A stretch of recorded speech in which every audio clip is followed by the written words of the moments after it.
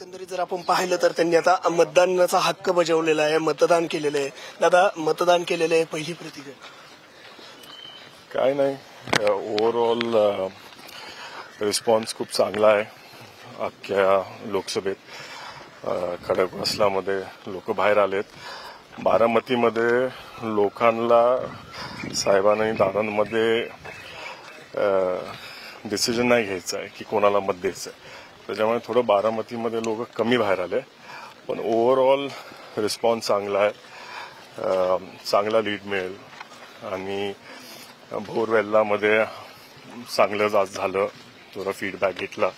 मुळशीमध्ये चांगलं झालं, तर ओव्हरऑल चांगलं चाललंय. दादा, आपण जर बघितलं तर आतापर्यंत अनेकांना आपण मतदान केलंय, दादांनाही खरं तर तुम्ही मतदान केलंय, मात्र आता आईला आपण मतदान करतायत. काय एकंदरीत आपली मतदान करणाऱ्यांची एकंदरीत भूमिका होती, कशी येते? नाही, आज मी माझ्या आईसाठी मतदान करतोय, मी दादांसाठी करतोय, पक्षासाठी करतोय. ओव्हरऑल हे पक्षासाठी आहे, हे वहिनींसाठी पण नाही, पक्षासाठी, सगळ्या नेत्यांसाठी, सगळे जेवढे पण पदाधिकारी आहेत, सगळे लोक पक्षांचे, त्यांच्यासाठी आहे.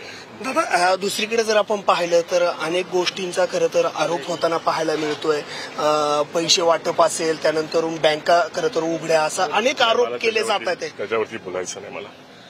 नक्कीच, एकंदरीत जर आपण पाहिलं तर पार्थ पवारांनी आता मतदान केलेलं आहे, त्यांनी आपला मतदानाचा हक्क आहे तो बजावल्याचं एकंदरीत पाहायला मिळत आहे. कॅमेरामन निखिल सह तुषार जरेकर, पुढारी न्यूज, बारामती, पुणे.